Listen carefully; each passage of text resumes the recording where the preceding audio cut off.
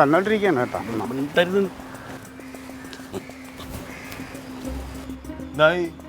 കിട്ടിയാ ശരിയായ പിന്നെ ശരിയായി കാണുമല്ലോ. ആ ഇരുത്തണ്ട അറിയാം. എന്താ അമ്മാവ കാര്യം പറയാമോ? പൈസ കിട്ടിയില്ലേ? പൈസ കിട്ടണം, ഉള്ളതും കൂടി പോയി. അയ്യോ അമ്മാവ അത് അപ്പുക്കുട്ട സാറ് കോട്ടയത്ത് നിന്ന് വന്നോണ്ടിരിക്കുകയല്ലേ, അതുണ്ട്, അത് തരും. നീ മിണ്ടായിരിക്കടാ. 1 മണിക്കൂർ പറഞ്ഞിട്ട് ഇപ്പം 3 മണിക്കൂർ കഴിഞ്ഞില്ലേ? എന്താ സംഭവം? വണ്ടിയിൽ റോഡ് ബ്ലോക്ക് അല്ലേ, റോഡ് ബ്ലോക്ക്. എന്താ സംഭവം ഇപ്പം കറക്റ്റ് എങ്ങനെ? എടാ എൻ്റെ ചീര വാങ്ങിയ തേമാമ്പോട് മുരുകൻ്റെ പൈസ മേടിച്ചു തരാമെന്ന് പറഞ്ഞല്ലേ എന്നെ കൊണ്ട് പോയത്. ആ ഇപ്പം ഇവിടുന്ന് പോകുമ്പോൾ എന്നോട് പറഞ്ഞു, ഈ തേമാമ്പൂട് മുരുകനെ കാണണമെങ്കിൽ ആദ്യം ആ നാട്ടുകാരനായ വേറൊരാളെ കാണണം. ബാബു എന്ന് പറഞ്ഞ ഒരാളെ. എന്നിട്ട് അയാളെ കണ്ടു കഴിഞ്ഞിട്ട് അയാളായിട്ട് സംസാരിച്ചിട്ട് വേണം നമുക്ക് നേരെ ഈ തേമാമ്പൂട് മുരുകൻ്റെ അടുത്ത് പോകാമെന്ന് പറഞ്ഞു. ഓ ആയിക്കോട്ടെ എന്ന് പറഞ്ഞ് ഞാൻ ഇവിടുന്ന് ഒരു ഓട്ടോറിക്ഷ വിളിച്ച് പോയി. അപ്പോൾ പോകുമ്പോൾ അവൻ പറയുകയാണ്, ബാബുവിൻ്റെ അടുത്ത് പോയാൽ 1 മണിക്കൂർ വെയിറ്റ് ചെയ്യണം, എന്നാലേ ഈ ബാബു ഇടപെടൂ എന്ന് പറഞ്ഞു. ഈ ബാബു മന്ത്രി വല്ലതാണോ? അപ്പോൾ അയാളെ അറിയില്ലല്ലോ. അല്ല അമ്മാവ, ഈ ക്ലീറ്റോ 10,000 രൂപ കൊടുക്കാനുള്ള ഒരു ബാബുവാണോ? അയ്യോ, ഇന്ന് ഡാഡി പറഞ്ഞ ബാബു അങ്കിളാണോ? അത് തന്നെ ആ ഇടയ്ക്ക് ഞാൻ പറഞ്ഞത് നമ്മളെ സഹായിച്ച പാർട്ടിയുടെ ആവശ്യത്തിലേക്ക്, അത് പാർട്ടിക്ക് വേണ്ടി സഹായിച്ചാണ്. അത് അപ്പുക്കുട്ട സാറാ പൈസ ആയിട്ട് കോട്ടയത്ത് നിന്ന് വന്നോണ്ടിരിക്കണം. 1 മണിക്കൂറിനകത്ത് എത്തും. 3 മണിക്കൂർ കഴിഞ്ഞ് ഇനി എത്തിയിട്ടില്ലല്ലോ. വണ്ടിയിലല്ലേ അമ്മ പറഞ്ഞത്? അപ്പൊ ശരി, അപ്പൊ ഇതൊക്കെ മുമ്പ് കൂട്ടി പ്ലാൻ ചെയ്തിട്ടാണ് ഇന്നെ ഇവിടുന്ന് കൊണ്ടുപോയത് ഇവൻ. അപ്പൊ ഞാൻ പറഞ്ഞു, എന്തിനാടാ ഈ 1 മണിക്കൂർ? അപ്പൊ അവൻ പറഞ്ഞു, ഒരു 10,000 ഉറുപ്യ ഞാൻ അയാൾക്ക് കൊടുക്കാണ്ട്, അത് കൊടുത്തു കഴിഞ്ഞാലാണ് അയാള് എന്റെ കൂടെ വരുള്ളൂ, നമ്മുടെ കൂടെ വരുള്ളൂ എന്ന് പറഞ്ഞു. അപ്പൊ 1 മണിക്കൂർ കഴിഞ്ഞാൽ ആ പൂട്ടൻ സാറ് ആ പൈസ കൊടുന്നു തരും. ആ പൈസ ഞാൻ ഈ ബാബുവിന് കൊടുത്തു കഴിഞ്ഞാൽ ഞങ്ങൾ തമ്മിലുള്ള പ്രശ്നം തീരും. അപ്പൊ ബാബു ഞങ്ങളുടെ കൂടെ വരും എന്ന് ഇവൻ പറഞ്ഞു.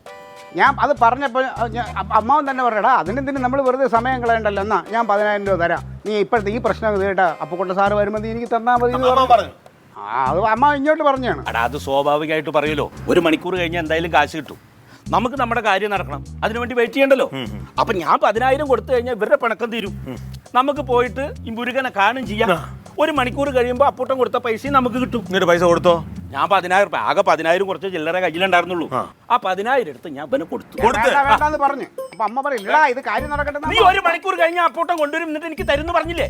അമ്മാവ അതുകൊണ്ടല്ലേ ഞാൻ തരാന്ന് പറഞ്ഞു അല്ലേ? അപ്പൊ അതിപ്പോഴും ഞാൻ അങ്ങനെ തന്നെ പറയണ തരും. അപ്പുക്കുട്ട സാറ് വന്നോണ്ടിരിക്കുകയല്ലേ അമ്മ. 3 മണിക്കൂർ കഴിഞ്ഞില്ലേ? ഇനിയുണ്ടല്ലോ 1 മണിക്കൂർ. വണ്ടിയല്ലേ അമ്മാവ, അത് യാത്ര വരുമ്പോ തരും. ഓട്ടെ, ഇനിയിപ്പോ അത് കഴിഞ്ഞു.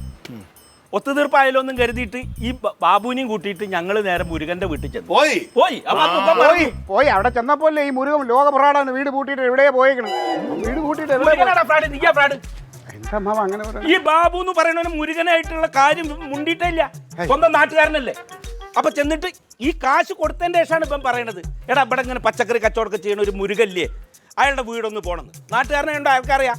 അങ്ങനെ ഞങ്ങളുടെ കൂടെ അയാൾ വന്നേ ഉള്ളൂ. എന്നിട്ട് അമ്മാവ ഇപ്പം ബഹളം വെക്കല്ലേ, അപ്പുക്കുട്ട സാർ ഇപ്പൊ 1 മണിക്കൂറിനകത്ത് വരുമല്ലോ. അമ്മ ഒരു കാര്യം ചെയ്യും, ഇനി സംഭവിച്ചൊക്കെ സംഭവിച്ചു, ഇവിടെ ഒന്ന് ഇരിക്കേ, എന്നിട്ട് അങ്ങോട്ട് നോക്കിയിട്ടിരുന്നാൽ മതി. ഇപ്പം കൊണ്ടുവരും, അപ്പം കൊടുക്കും. ഇപ്പം മണിക്കൂറുകൾ ഇനി ഉണ്ടല്ലോ ഇല്ലടി. അയ്യോ ഇരിച്ചേ, ഞാനെടുക്കണം. ഹലോ,